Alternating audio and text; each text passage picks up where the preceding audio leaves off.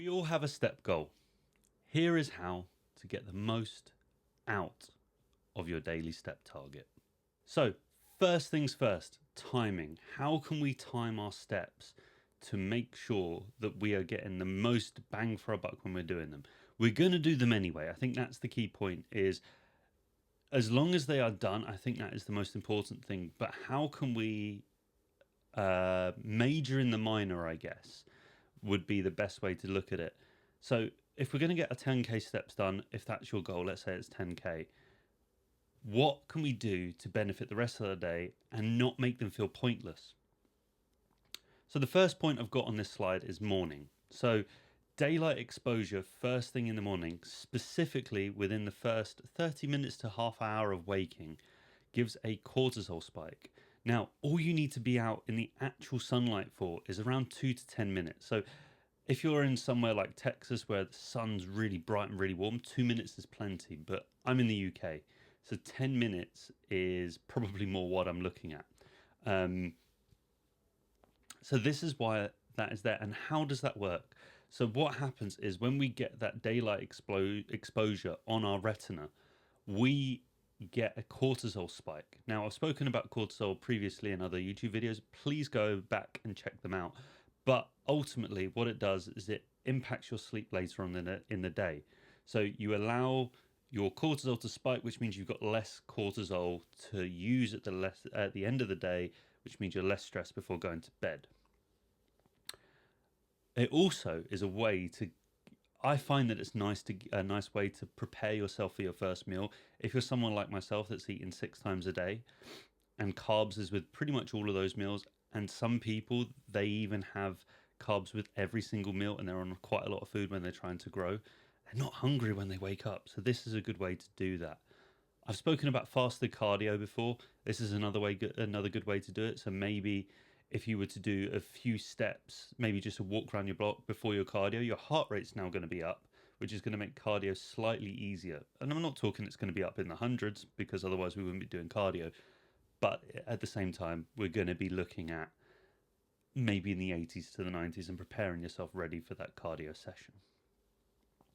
After meals, so a short walk or a 10-minute digestion walk, as I believe it's Stan Efferdin has coined, gives you, blunts the blood sugar spike.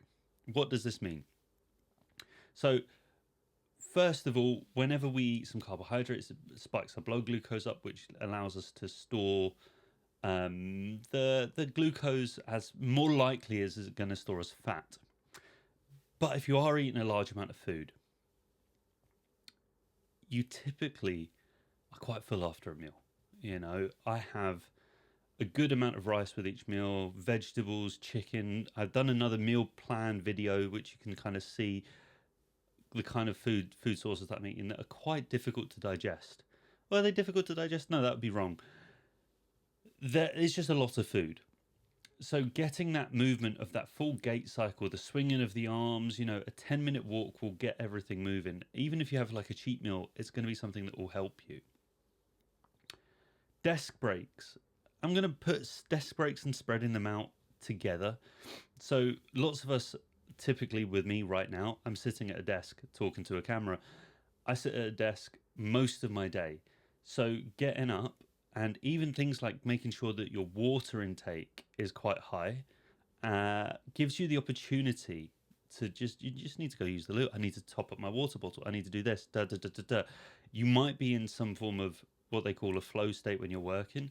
But if you need a wee, that breaks it and it allows you to stand up. And it might only be 5 to 10 steps, but it's 5 to 10 steps more. So those little tricks and tips can really help you hit your step goal and just keep a constant. It's like that ball rolling. You don't really want to try and crank them all out in one go if you can help it. If that's the way your plan works, like for me at the moment, I love an hour's walk before my first meal. I've got a park right near me, which I'm out in nature. Headphones are on, podcast is in. Sometimes I just don't do the podcasty thing. You'll see I talk about that later in this video. But what it allows us to do is just get moving, get our hips circulating, get the blood flowing. And kind of on the same topic is spreading them out. So when you go to a supermarket, there's a big car park, or you go shopping or something like that, we have a tendency to park really, really close to wherever we're needing to go. Now, if you park the other side of the car park, for example, there's a lot of steps being carried in there, and you're also carrying bags back. So there's steps now. You're weight bearing, so actually it's going to burn more calories. We're talking 1 to 2, maybe 3, but at the same time, it all adds up at the end of the day, and we can utilize that in our step goal. I want to interrupt this video just to talk to you about supplements. As a competitive bodybuilder, my performance, my recovery, and my health are all super important in my life. This is why I have been using Train by JP supplements for the last 5 years now. They cover everything from your pre, intra, and post-workout nutrition. They also offer health and joint supplementation. They also offer a nice stack and save option, which means that you don't have to think about which individual products you need. They're all there in a bundle package for you with a discount. If you click the link in the description below and use the code GPS10 at checkout, you'll get a 10% off your order.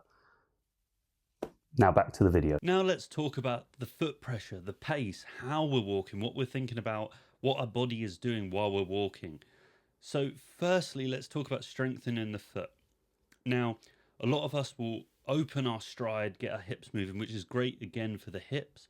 But what we then end up having is a thing called plantar fasciitis. Now, at the bottom of your foot, it's where this gets all inflamed. Now, what this is because we wear big squashy shoes and our feet are quite weak. So now, during our steps, we can strengthen up our step count. Strengthen up our feet during the step count. What we can do is think about making sure we have toe pressure when we're walking. Now, obviously, this isn't necessary. It's not. I'm going to keep saying this throughout this video. These are the 1%. These are the things to just add to your step count or improve performance or whatever it might be. So, making sure you're getting big toe pressure or just foot pressure during your walk, and making sure you're not just walking on one part of your heel, is going to allow your foot to strengthen. Maybe not wearing such squashy shoes. I mean, you can buy the barefoot shoes if you so wish, or even just something like a pair of Vans or Converse where they're a hard sole shoe. For the first couple of times, it's going to be like, oh, this isn't comfortable, this isn't nice. But over time, that's because your foot is now strengthening up, and you'll then prevent plantar fasciitis in the future. This is something that lots of people that are in competition prep really struggle with. You're doing lots and lots of cardio, your feet are tired, your legs are tired, you're not really thinking about how you're walking, and your body fat is going down. So you know, you don't realize this, but you do have a little bit of fat on the bottom of your feet. So that also deteriorates ever so slightly, not by much because it's not noticeable, but you do get to that point where having those less squashy shoes will really benefit you in the long run, especially if you're doing loads and loads of cardio. And jumping over to that contest prep side of things and dieting, when you're tired, you typically, I call it slap foot walking or full walking, you know, where you're literally leaning forward so your other foot catches you, and it's not really burning the same calories that you were when you were at the start of your diet phase, where you're striding out, you're keen, you know, you've got loads of energy, you're full of calories, you know, training's going well. That's something that we need to watch out for. So if you are doing, say, the same circuit of your walk, turn your watch on, get a time going. I'm not saying we need to beat the time. I just, you know, if you're 5 minutes here and there sound, or, you know, if you stop to have a look at the ducks or whatever it might be, that's fine. But it'd be a case of, if you know, 1,000 steps for me takes about 8 to 10 minutes. If then that slips to 10 to 12, I know that I need to pick up the pace. Otherwise, that step goal is just going to go up, because if it's taking me 10 to 12 minutes, that doesn't mean I'm burning more calories. It just means I'm not working as hard. So there's things like that you need to think about, or can think about, when you're doing your steps. Now, I mentioned earlier in the video about not always having my headphones in. Now, this is something that I think that we as a society are constantly doing is we've always got some form of stimulus, whether it be a podcast on in our headphones, we've got some music, we're looking at our phone. Let's take that away sometimes. Let's just go on a walk, be proud, focus on your posture, look at the ducks, look at the trees, smell the flowers, whatever it might be, and walk and enjoy what is around us. I think that's a lot of what this morning walk side of things for me has done, is allow me to, without sounding all hippy dippy, get in more touch with nature, but my posture's a lot better and it's making me wider as well. So if we're thinking about even a presentation on stage, if you're constantly over like this and then you try and hit front relax, this is such an unnatural position. Whereas if you're walking around like this all day, well, then actually it's not uncomfortable. There's also something you can see here. There's a quote by "When you walk, arrive with every step." Thich Nhat Hanh is was a Buddhist monk. I believe he's passed now, but he actually won a Nobel Peace Prize. But he talks about a thing called meditative walking. Now, if I remember, I will leave a link in the description to this video. And meditative walking is something that I do when I'm stressed. So what I think about, and we go back to the foot pressure side of things, I think about how my feet are in contact with the floor. And what this means is it's as I say, another little bit of hippy dippy stuff. But if I'm stressed and now all I'm thinking about is how my feet are in contact with the floor, I'm meditating, I'm taking my mind away from the stress that's occurring, and it just helps me reset and almost clear. I call it clearing my clouds, where I'm clearing the cloud of emotion that's about making me make maybe poor decisions or respond to an email in a certain way, or clients ask me a question that maybe I was thinking you should know that, or they've done these little dribs and drabs that come through.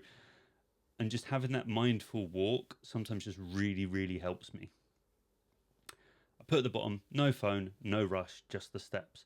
So as long as you're hitting the parameters of I usually walk this distance at this pace and then you're good.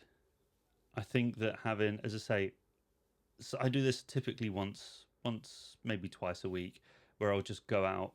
I'll still have my headphones in, funny enough, but there won't be anything playing, and I think that's also just to drown out. I live in quite a busy area, so it will drown out the noise. They're noise cancelling, but they're not noise playing, if that makes sense. So maybe just something to put into your daily routine, or your weekly routine, or whatever it might be, or just if you're feeling very overwhelmed, this might help. So thank you very much for watching. I hope you enjoyed the video and you're enjoying all the content I'm putting out. I'm really trying hard to make sure that this is frequent and it's actually useful information that's being put out there for you guys. All the short form content that I'm putting out on Instagram will eventually be long form, or if I feel like there's a decent version of long form that can come out. So if you see any of my posts on there that you'd be like, right, Gary, I'd really like a YouTube video to be made on this. Can you delve into it further? Please leave a comment on that. You can see down at the bottom left of your screen right now that is my Instagram handle. If you want any supplements, look for Trained by JP Nutrition. Link down in the description. Use GPS10 for a discount. Chroma Peptides, GymPin, same principle. As I say, like, share, subscribe, and I'll catch you all next week.